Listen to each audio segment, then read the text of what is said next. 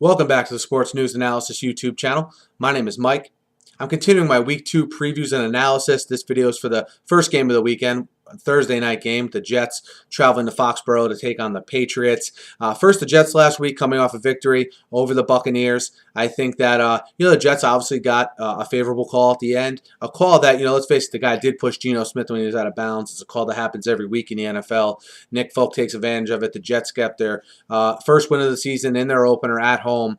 And I saw some things I liked about the Jets. I like the fact that the Jets were able to move the ball on that Buccaneers defense. That's a good defense, a good rush defense, most notably. With they spent a lot of money on their pass defense. I thought Geno Smith had a pretty good opener. What concerns me about this game against the Patriots is you got a young guy in Geno Smith making his first road start on a short week.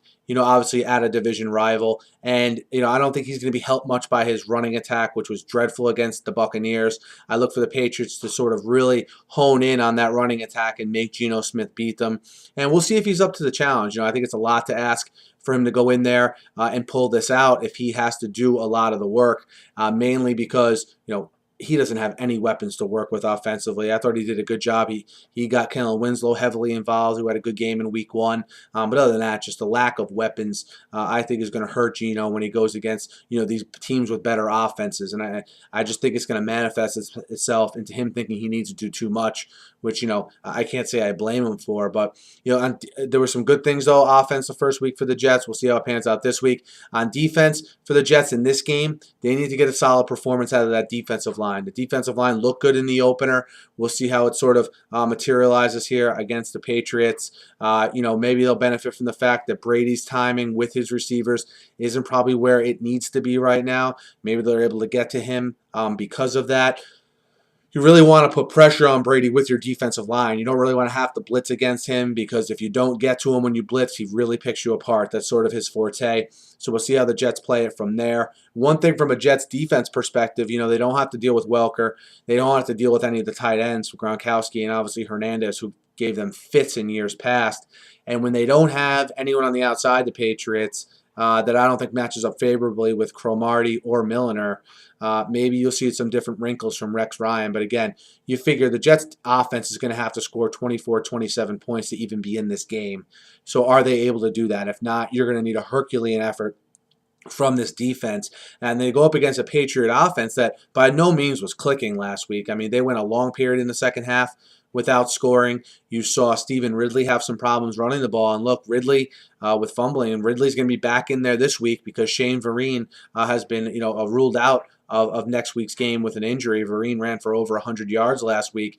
We'll see how Ridley responds. I expect him to respond just fine. I think he's a solid back. Just had a little bit of an off game. But, besides Amendola, who steps forward in the passing game? Is it going to be Edelman?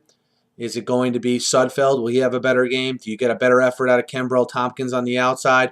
Or does someone else emerge on the outside? We'll see how that unfolds. But, I think in Week 1, that offensive effort left much to be desired. But I just think that Jet offense is going to be so susceptible to the turnover this week that maybe you don't really see the warts on this Patriot offense until they go up against a good offense themselves. I mean, they open with Buffalo. They play the Jets this week. They're at Tampa next week.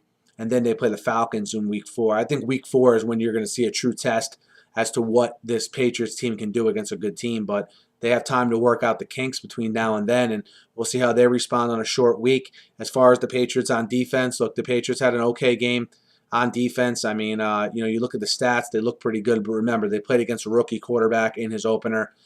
Now, E.J. Manuel certainly has a lot more weapons than Geno Smith does at his disposal. I look for this Patriots defense to be very opportunistic and to take advantage of turnovers in this game. That was their forte last year. I expect them in a home opener with their crowd behind them, playing against a young offense, a young quarterback in their first road game to really take advantage of that. And for Brady to just be constantly putting pressure on the Jets. So the spread is 13 points, minus 13. I'm going to take the Patriots minus the 13. I know it's a big spread, especially with how the Patriots weren't overly impressive last week. But I just think I don't see the Jets scoring any more, at the most, more than 14 points in this game. So that's where this pick is coming from. Again, Patriots -13. Let me know what you guys think. Hit me up in the YouTube comments. Hit me up on Twitter at SNewsAnalysis. Guys, be sure to subscribe to my channel. I'm previewing every game of the NFL season. After next week, I'll be doing division recaps as well of all the games. So be sure to subscribe. Thanks again for listening, and have a great night.